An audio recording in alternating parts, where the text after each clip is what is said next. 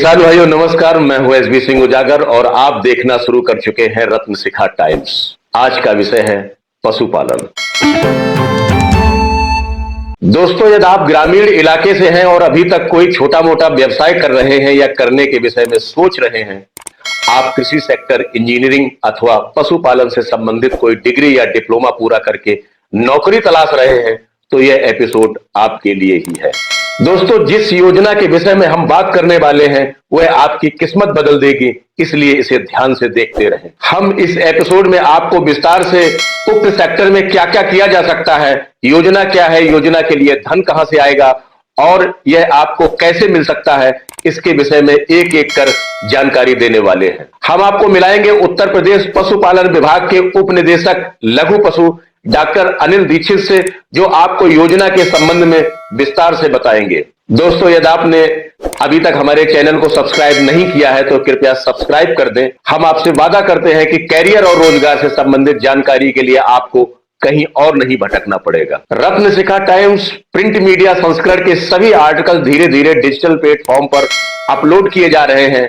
इसके स्वरूप में हर रोज परिवर्तन हो रहा है। दोस्तों, आप किस संदर्भ में जानकारी चाहते हैं, हमें कमेंट्स बॉक्स में अथवा ईमेल पर अवश्य बताएं। दोस्तों, भारत सरकार नेशनल लाइव स्टॉक मिशन के तहत पशुपालन से संबंधित एक बेहतरीन योजना लेकर आई है, जिसके तहत वह उक्त उद्योगों के लिए 1 करोड़ तक के लोन की सुविधा दे रही है, जिस पर आपको 50% सब्सिडी मिलेगी। यानी यदि आपको लोन 1 करोड़ का होता है तो आपको सिर्फ 50 लाख ही चुकाने होंगे। आइए अब सीधे चलते हैं उप निदेशक लघु पशु डॉक्टर अनिल दीक्षित के पास और जानते हैं क्या है योजना।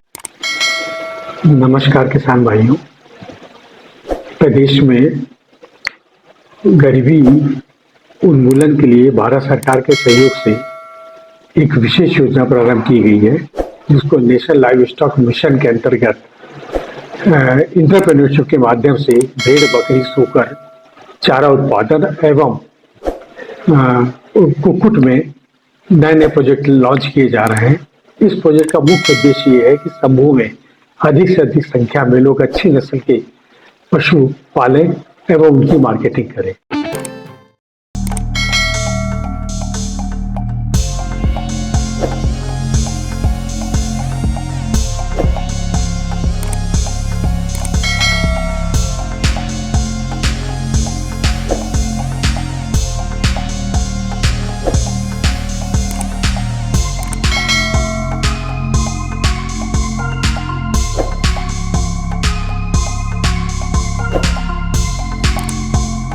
क्योंकि प्राय देखा जा रहा है कि हमारे पास जो बकरी या भेड़ है या सूकर है, उनकी नस्ल उतनी अच्छी नहीं है जो कि अंतर्राष्ट्रीय मार्केट पे हम उसमें कहीं स्टैंड कर सके।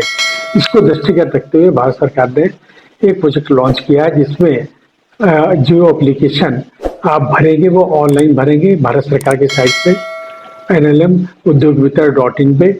उसमें सारी गाइडलाइन है, सारे प्रोजेक्ट के फॉर्म है, सब फॉर्म आपको अपलोड करने हैं। अपलोड करने के बाद भारत सरकार संबंधित राज्य के, जैसे यूपी को भेजना तो यूपी के डायरेक्टर के साइट पे उसे अपलोड करेगी।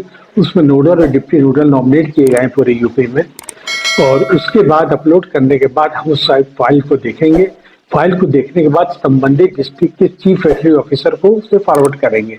वो स्पॉट वेरिफिकेशन कराएगा कि वास्तव में प्रोजेक्ट वायबल है कि नहीं, पॉपुलेशन से कितना दूर है, लोकल पॉपुलेशन के पास क्या और भी मार्केट अवेलेबल है, या ओवर क्राउडिंग हो रही है, या उससे प्रॉपर दाम नहीं मिल पाएंगे। इसको दृष्टिगत रखते हुए पूरी रिपोर्ट भेजेगा। उसके बाद हमारे निदेशक प्रशासन विकास महोदय इस प्रोजेक्ट को online he government of India को अप्रूवल के लिए भेजेंगे।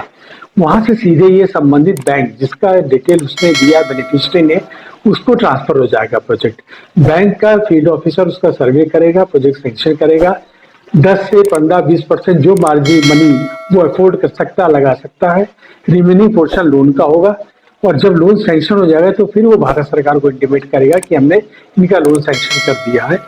लोन सैंक्शन के बाद जो सब्सिडी पोर्शन है, छूट का पोर्शन है, उसका आधा हिस्सा गवर्नमेंट ऑफ इंडिया संबंधित लाभार्थी के खाते में ट्रांसफर करेगी, उसी बैंक में जिसको उसने मेंशन किया है। उसका फायदा ये होगा, उससे वो शेड वगैरह का निर्माण कराएगा। शेड निर्माण कराने के बाद जो लोन पोर्शन है प्लस उसका अपना योगदान है, उससे वो अच्छी नस्ल के जानवर खरीदेगा। जब प्रोजेक्ट रन कर जाएगा और सक्सेस हो जाएगा तो फिर गवर्नमेंट ऑफ इंडिया, बैंक और विभाग के लोग मिलके देखेंगे उसकी वायबिलिटी क्या आ रही, क्या प्रॉफिट हो रही है, तब जो बचा हुआ पोर्शन सब्सिडी का है वो उसको लॉन्च करेंगे।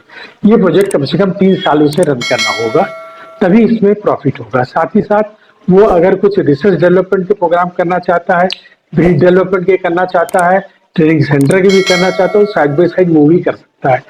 कुछ ऐसे बेनिफिशियरी हमारे पास हैं जो कि कई ब्रीड्स के बकरे पाले हुए हैं और दूसरे स्टेट्स को भी वो बेच रहे हैं। तो और वहां के फार्मर्स आके उनके यहाँ ट्रेनिंग भी लेते हैं।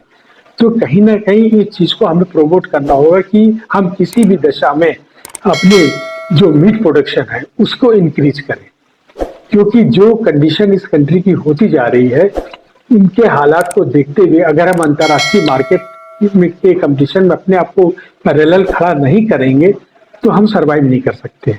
इसी तरह चारा उत्पादन में भी अब तरह तरह की पत्तियां आ गई हैं, मोरंगाना लीव्स हैं, इनको लोग सुखाते हैं, सिखा के इनके ब्लॉक बना लेते हैं। ये एक ब्लॉक जो है गल्फ कंट्रीज में जहाँ की पानी की दिक्कत है, राशन की दिक्कत है, चारे की दिक्कत है, ये ब्लॉक के ब्लॉक ड्राई ब्लॉक वहाँ भेज दिए जाते हैं। तो ये पशुओं की फीडिंग काम में आते हैं। जो इस तरह का काम आंध्रा में हो रहा है, कर्नाटका में हो रहा है, क्यों ना हम अपने यूपी में करें, जो हमारा बुंदेलखंड का एरिया है या आगरा के आसपास जो राजस्थान का पोर्शन टच कर रहा है। तो अगर इस कंसेप्ट में कोई प्रोजेक्ट आएगा तो उसको भी हम इसमें जरूर इंटरटेन करेंगे। पोल्ट्री में भी हमारे यहाँ काफी वृद्धि हुई है, हालांकि अब अंडों पे हम और राज्यों पे कम निर्भर हुए हैं, निर्भरता घटी है, लेकिन अभी उस मुकाम पे नहीं पहुंचे कि हम इसे और राज्यों को बेच सके। तो इसमें भी धीरे धीरे हमें आगे बढ़ना पड़ेगा।